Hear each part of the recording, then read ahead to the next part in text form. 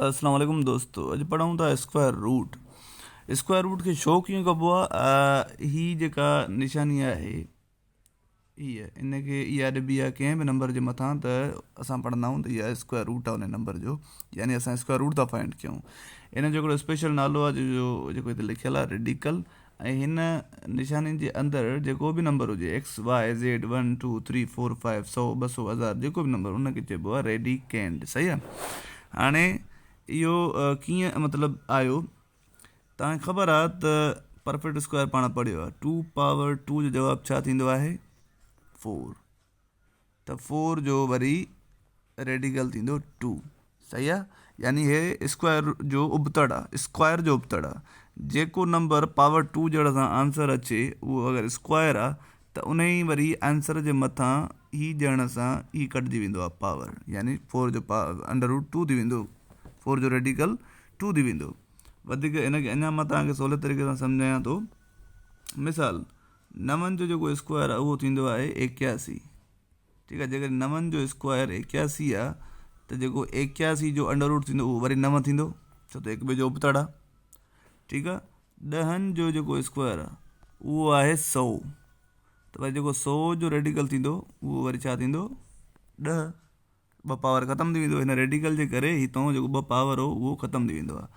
100 यानी 11 जो स्क्वायर आहे उहो आहे 121, त 121 जो स्क्वायर रूट जेको थींदो उहो वरी 11 थी वेंदो।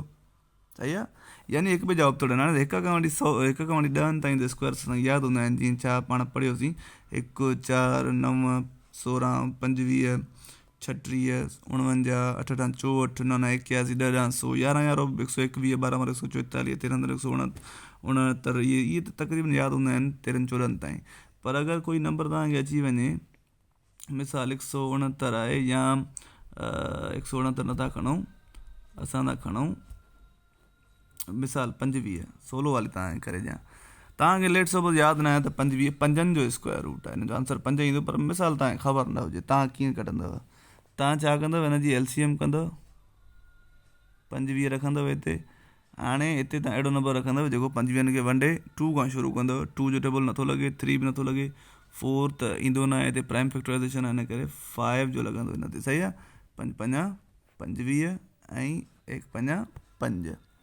जवाबु छा आयो हिन जो, त 25 खे तव्हां ईअं लिखी सघो था हिन जे फैक्टर्स में, यानी 25 जी जाइ ते हे लिखी सघिजे थो। त पोइ इन जी जाइ ते लिखूं जेकॾहिं असां 25 जी जाइ ते 2 दफ़ा 5। ठीकु आहे। हाणे छा थींदो आहे, हाणे इहो थींदो आहे त हीअ जेको स्क्वायर रूट आहे इन में अगरि कोई बि साॻा नंबर पाण में पेयर में आहिनि 2 दफ़ा, त इन्हनि जे मथां ऑटोमेटिकली इहो अंडर रूट ख़तमु थी वेंदो। ऐं जेकॾहिं इहे ॿाहिरि 1 5 बणिजी निकिरी अचे, यानी अगरि हिनखे ॿाहिरि कढंदुमि अगरि त इहो 1 अगरि 5 कढी अचां त हिन जो अंडर रूट ऑटोमेटिकली ख़तमु थी वेंदो। यानी हिन जो जवाबु छा अची वियो 5। इनखे अञा मां तव्हांखे सवले तरीक़े सां करे सम्झायां।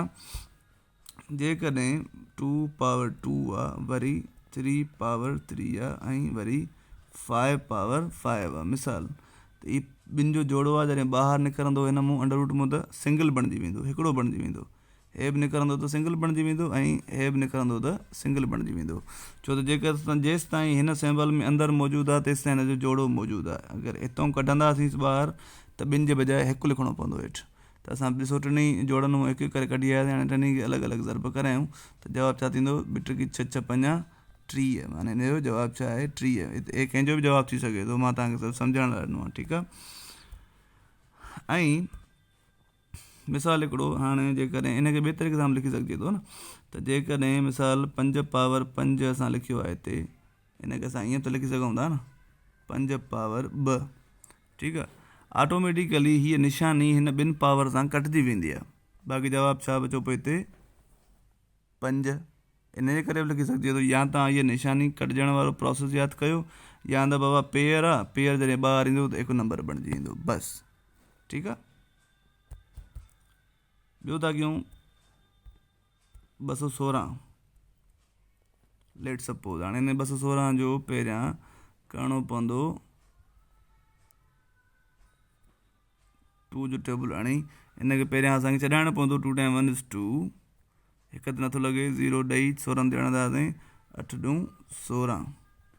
5 ॾूं 10, 4 ॾूं 8, 2 ॾूं 4, 7 ॾूं 14, 9 टिकी 27, 3 टिकी 9, 1 टिकी 3, जो छा आयो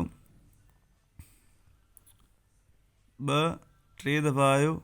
ऐं अच्छा ही हिन जो क्यूब रूट आहे, हिन जो मां मिसाल ग़लति खयों आहे, ही क्यूब रूट उहो असांजो अॻे जो टॉपिक आहे, सही आहे। लेट सपोज़ 169 ते हणो आहे मूंखे टेबल, ठीकु आहे, त छा थींदो त 169 जी बि असां ईअं ई कढंदासीं टेबल, त कुदरती तौर ते हिन ते टेबल ई 13 जो लॻंदो आहे, ॿिए कंहिंजो ई न लॻंदो आहे। 13 13 169 वरी 13 जो हिकु दफ़ा, त जवाबु छा आयो हिते 13 ज़रबिया 13। जॾहिं इन मां निकिरंदो त जवाबु छा अची वेंदो 13। सिंपली हिकिड़ो हिन सां गॾु अगरि 4 दफ़ा 13 हुजनि हा मिसाल आहिनि न, पर मेट सपोज़ मां ॾियां त वरी हिते ॿियो जोड़ो ठही वञे हा, उहो बि त 13 अची वञे, हिन ॿिन्ही खे ज़रब कयूं आहे, ठीकु आहे न।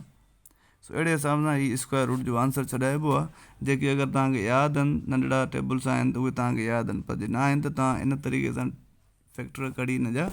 ऐं इहे अगरि तव्हांखे न ईंदा आहिनि त तव्हां LCM कढणु सिखो, मुंहिंजी प्लेलिस्ट में सिंधी सवली सिंधी में सम्झायल आहे, 3 तरीक़ा LCM जे सम्झायल आहिनि, ठीकु आहे, उहे तव्हां ॾिसो। उन खां बाद में हीअ मेथड तव्हांखे अची वञे, जेके बि हिते आंसर अचनि हिन में उहे तव्हां हिन जे अंदरि रखंदव अची हिन जी जाइ ते, ऐं पोइ जेके बि जोड़ा जोड़ा ठहनि हुनखे हिकु हिकु करे ॿाहिरि कढंदव ऐं हुन ज़रब कराईंदव, आंसर अची वेंदो, ठीकु आहे।